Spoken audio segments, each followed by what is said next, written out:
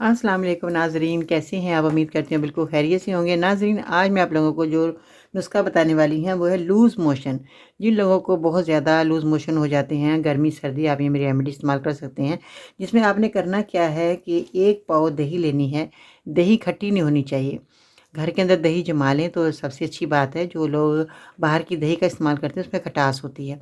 तो आप घर में दही जमाएँ, और अगर आपको घर में नहीं जमानी आती तो बाहर किसी ऐसी दुकानदार से लें जिसकी दही मीठी होती है।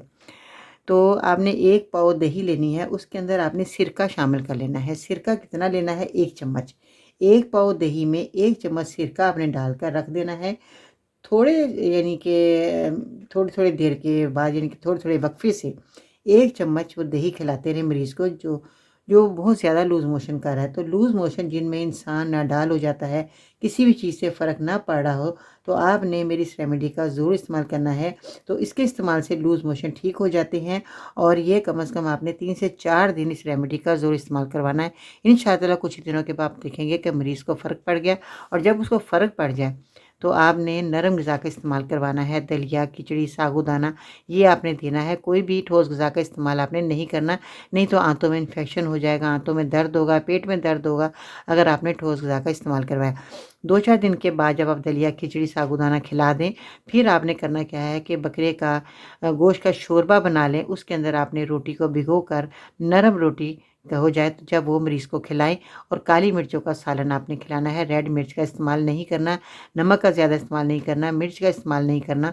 आपने सिर्फ़ हल्का सा नमक डाल के दलिया, खिचड़ी ये बनानी है।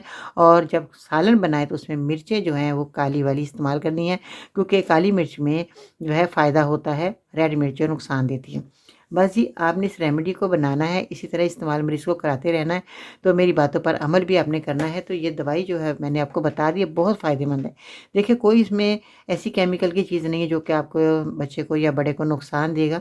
तो ये बहुत मुफ़ीद नुस्ख़ा है, आप बनाकर ज़रूर इस्तेमाल करें। अगर आप कोई नुस्ख़ा नहीं बना सकते या असली दवाई आपको नहीं मिल पा रही, तो स्क्रीन पर दिए गए नंबर पर ऑर्डर करें। इंशाअल्लाह ताला आपको घर बैठे ही हम 1 नंबर दवाई आपको पहुँचा देंगे।